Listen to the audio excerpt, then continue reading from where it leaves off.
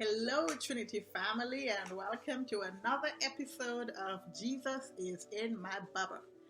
I hope you've been having a good time. I hope you have been experiencing joyful moments as you bubble along this COVID life with Jesus. And I pray that you are having close encounters with Him and learning and growing opportunities as we navigate through the book of Mark. This is week 7 and we are in chapter 9 of the text.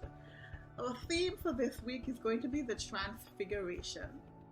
What a word, Transfiguration. When we think about the word Transfiguration, what comes to mind is something glorious, right? Like a glorious change. And the story goes that Jesus is headed up the mountain. And he takes along with him, his boys, the closest three, Peter, James, and John. And while they get there, Jesus transfigures upon this mountain. And with him, they see Moses and Elijah, that glorious light. Can you see it? You almost want to close your eyes from the glow of such radiance, right? Or maybe you just want to fall down and worship. But Peter, he's the talker. Peter likes to talk. And Peter opened up his mouth in the midst of this glorious change. And Peter said, "My Lord, it was good. It is good for us to have been here. Let us build 3 tabernacles." And it was in that moment that this voice, the voice of God, sounds from heaven and said, "This is my beloved Son, in whom I am well pleased." And it is almost as if God is saying to Peter, we're not building 3 tabernacles here because only one of them is my boy. One of them is the Savior, and one of them deserves all that worship. And Peter's utterance is something that I want us to consider this week. When we encounter the presence of God, are we awed into holy reverence? Are we overwhelmed? Do we tremble? Do we have that holy terror? Because Peter treated such an auspicious occasion as if it was ordinary, as if it was familiar. No reverence before God. As if Jesus was so user-friendly. But when we think about that term transfiguration in the context of this passage, what I want us to really think about is a change on the outside that comes from the inside.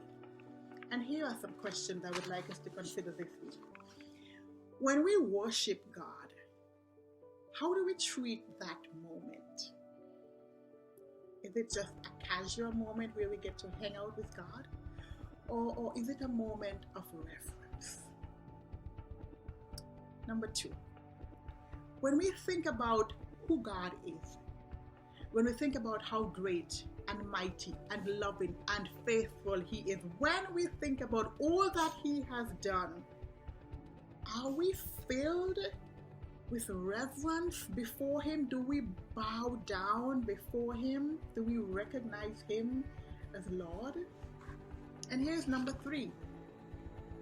When we come to church, is it just that we are coming to a regular once a week occasion where we get to sing a few songs and hear a word from the Bible and laugh with those who we have not seen all week long?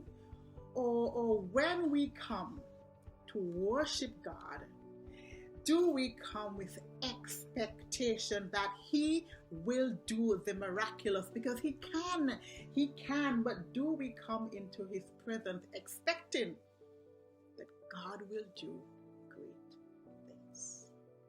And as we experience God this week, in reading through this chapter about the transfiguration of Jesus Christ, are our lives transfigured on the inside? And can people see that change on the outside? And do we experience awe and reverence when we come into God's presence? I pray that you have a wonderful, wonderful, wonderful week as you step inside of this story and try and figure out, what would I have said? Have a good week, Trinity.